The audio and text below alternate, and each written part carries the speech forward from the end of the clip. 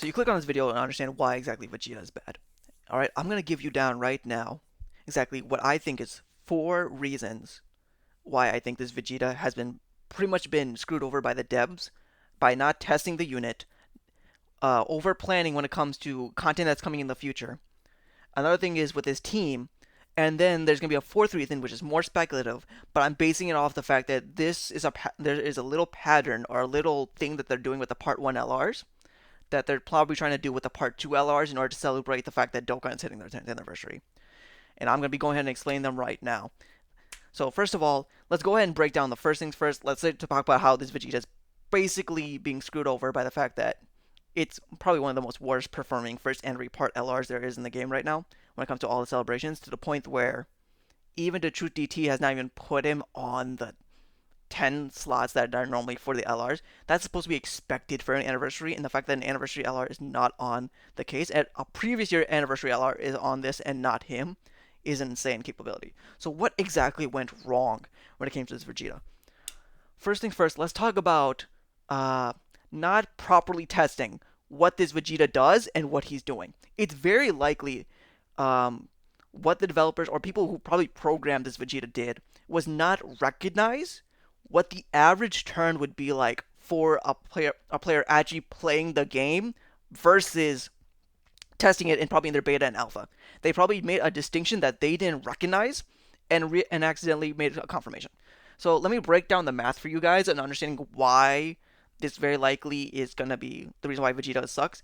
We're going to assume that on his best turn for Vegeta, we give Vegeta his best turn where he gets essentially all of his attacks. He gets essentially all 5 based on every 2 keys he gets.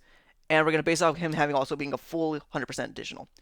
There's a thing in math called the expected value of probability, where you take essentially what the probabilities of things are, add them up together based on what the number is, and that should be essentially what you expect it to be. We're going to be looking at exactly the case of basically if Vegeta has supered, that's basically we're giving him 1 point, and if Vegeta doesn't super, that's 0 points. On his best attack, as I mentioned, Vegeta can get up to 7 attacks possible. 5 of them have a 30% chance. One of them, hidden potential attack, has a 50% chance. Keep in mind, this is based on the idea of you getting 10 orbs for him as his maximum possibility. On 10 orbs, Vegeta is expected to do 3 supers for every 7 attacks, because the probability of his first super that you always do with the key, and then 5 of those attacks, with each of them having a 30% chance, and then having his hidden additional. They expected the average Vegeta turn should be that he gets 3 supers for every 7 attacks. And then they adjusted it accordingly so that they made it so all of his attacks and super attacks would have his damage reduction rate at 30%, and then have it after 7 or more attacks be a critical hit. This is kind of a blunder from whoever designed it, not realizing that Vegeta is primarily a slot 2 to 3 character. You're not putting him in slot 1 to immediately start attacking. There's a very likely chance right now that bosses are going to be either getting killed over leftover HP from a previous turn, based on if you're like a 55% player, or if you're like Truth and you just clear the phase in one fight and almost leave them on a sliver. Which means that basically Vegeta gets screwed over by the fact that you could have turns where basically you would have leftover HP or other events occurring on that rotation. And that basically means that they basically adjusted his passive by looking at his best turn rather than looking at his average turn. If they had made it so that way they looked at it and saw what the average number of orbs you tend to get as a player, if you were to pack on a Rainbow Orb Changer, normally it's around typically it's like 7, you get around 7 orbs on the field for one specific character, which is why God Goku and other characters like that who need like 6 orbs around that level tend to be reliable. If Vegeta had been done so that way, if he was based on the fact that if he got 6 orbs and they adjusted the super attacks to then be able to have it so it'd be like this would be much more easier. Or if they had known that Vegeta would be averaging 6 orbs or 7 orbs per his turn in rotation instead of basing off his best possibility, then that would have meant that they were very likely going to bump this up to 50%. And the reason why I believe that is because they gave Jiren like 50% damage reduction base, and Jiren has 350% base effect compared to this Vegeta, who only has 200%. So if they wanted to basically put him on the same level, they very likely tested him in his best capabilities and not tested him on an average player basis, which I think is probably one of the biggest reasons why the passive and whoever basically beta and alpha tested Vegeta did not test him properly in how these actual fights would go. That's point one. Point two. Point two I want to bring up is Dokkan going ahead with further content. I think it's very likely Dokkan is not testing fights with his Vegeta or other characters in previous fights. I know that's what the Truth does. The Truth does it where he did it with the fight with Gogeta. They do it with the fight with Frieza and what was it? The Universal Survival Saga Red Zone. The problem is that now fights are becoming the point where now HP is even bigger than what Goku and Frieza had. Now fights are going up into the 200 and 300 level HP range. It's very likely we might get a fight that has 500 million HP in this regard, and that's what they're planning to do. They want it so that way you would be putting Vegeta in these fights that would then let him have enough HP that he would then be able to do all of his attacks and possibly get that best expected turn. But at the same time, longer turns just means that there's going to be a longer chance that you're mostly likely going to do a case where you go on the first rotation, you have Vegeta or like whatever character, they come in, do a bunch of damage, leave the foe on the silver HP, do your attacks, Vegeta gets no supers, and it does a repeat cycle. So in this case, they're trying to see if they can compensate for that by making Vegeta be that damage dealing character. But you can't tack on that damage dealing character when he's not able to essentially give a guaranteed chance of having these super attacks. Like I said, they basically judged him in his best case scenario in every situation and then base it off probably only testing him in fights where the opponent has a bunch of HP. So if fights are going to be longer and super longer as the years go on, Vegeta's probably going to be good because he'll then have his 30% damage reduction and then up to, what is it, his 7-letter crit. So if you're able to get his 10 keys for every single time, adding this together, he will have around, what is it, 7 times 7, 49% damage reduction from this, and then 30%, so 79% damage reduction, which is not bad, and it's big. It's better than what I think the Infinite Evo has. I think he has 80%, which is also that. But at the same time, this also just still raises the question, the fact that why would you base your fights off the testing that you're doing further ahead and not also adjust him when it comes to fights that he might be weaker in start of turn. And third is probably that he didn't get a lot of support and details because they threw him onto Universal Survival Saga, and then if you look at Universal Survival Saga, the team has a bunch of things that they already have that I'm betting that they didn't want to overlap with. Specifically, I'm thinking they didn't want Vegeta to overlap with Jiren and Goku when it comes to having the standby and the domain. I think they wanted to make it so that Tech UI Goku had his domain. You pop it with Vegeta, and then you got both were basically doing crazy amounts of damage, and you didn't make it so that Vegeta had some sort of revival skill that he would then, like, you wouldn't want to make it so that Vegeta can only fight for one domain or fight with his standby with Jiren.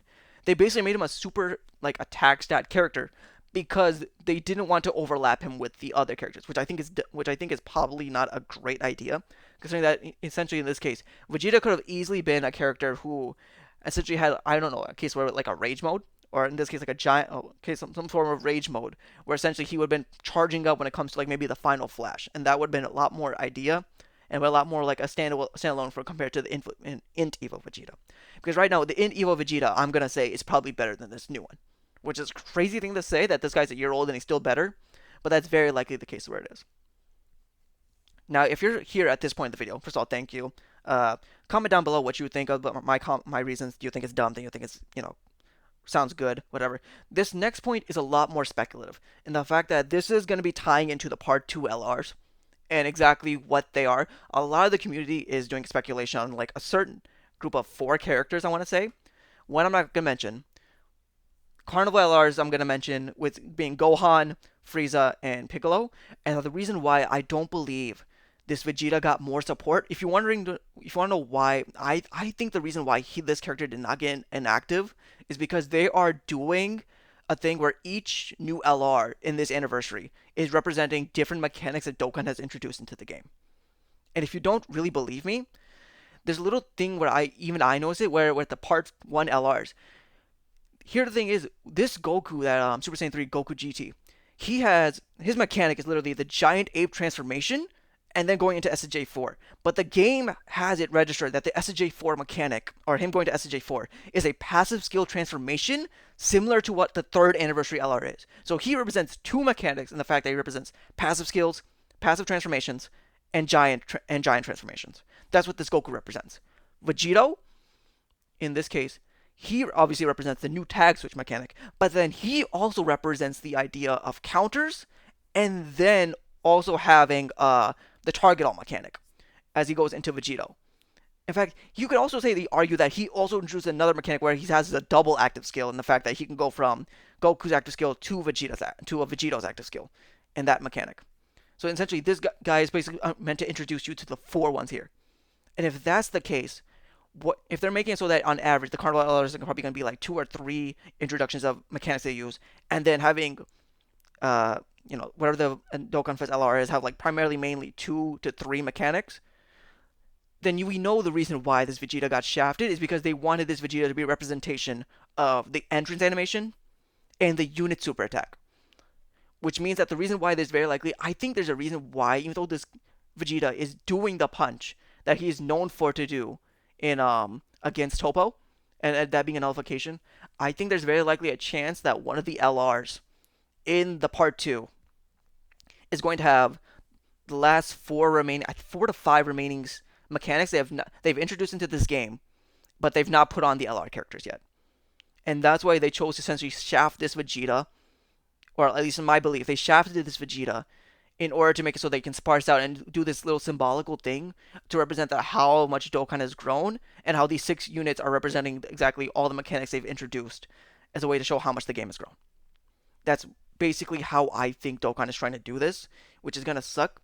And this is going to be minor, I guess in this case, like speculation spoilers. I don't know if you want to call it like that. If you were to look at what people are believing for like the speculation for the anniversary, which is like SSJ2 Gohan, Piccolo, let's see, what is it, Goku and Frieza. You could look at them, and if you look at what are the last like 4 remaining that I can think of, which is nullifications, standby, revivals, and then domains. SJ, we all know what Orange Piccolo, he can have a nullification. There's a moment in Dragon Ball that we know against Gamma 2 where he can have his nullification. I can just, let me pull it up right now. I think I probably could show it to you right now. But essentially it's the Gamma 2 and Orange Piccolo scene where you can see the that can obviously be where he does the punch, and then he does the grim like that. It's basically he's going to be showing you like this with the nullification. With it's low pixel, but like he would be doing this nullification, and I think there's likely a chance that it could be that either Goku or Frieza, if it's them, or this Orange Piccolo would have a standby that goes into either Beast or then do the Goku and Frieza like finale attack.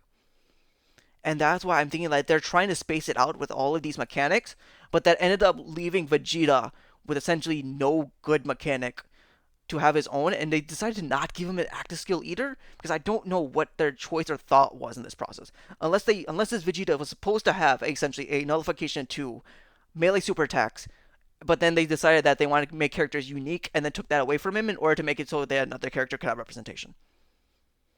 That's my this remember this is my portion. I already said that the reason that I believe is speculative, but I believe that there's evidence here because of the fact that all 3 part 1 LRs have different mechanics from each other, and that they didn't give any of them like similarly overlapping mechanics.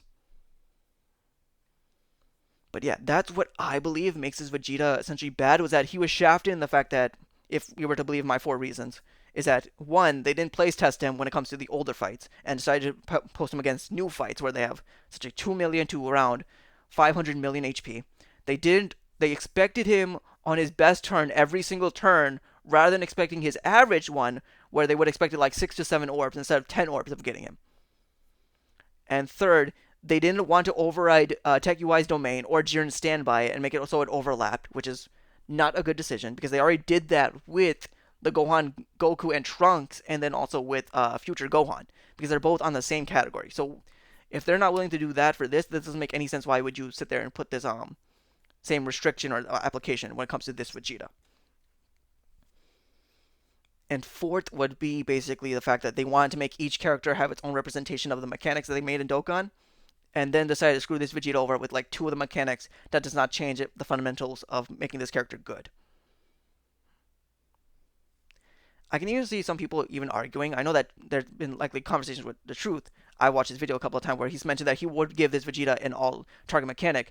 I very likely believe that Dokkan didn't want to give him that because then it would overlap with Tech UI's counters. So that way, even then, they probably thought about that, thought they would hinder the team, and didn't decide to do it against it, even though that's completely not a good reason. There's other things, there's other ways to balance it, and you have the liberty of doing it. But that's currently what I believe right now. If you made it to the end of the video, thanks for watching, and post whatever you believe the reasons are. You think this Vegeta got shafted? What did you guys do for your polls? Did you pull him and end up feeling super disappointed? Bring your thoughts and ideas. I want to see you guys do comments more often because I think then like I get to see what the community is thinking and see what the community thinks on Twitter as well. Follow me on everything else. If you want to subscribe, go ahead. I'm not gonna push it as much. It's not that big of a deal to me. And I hope you all have a good day. All right.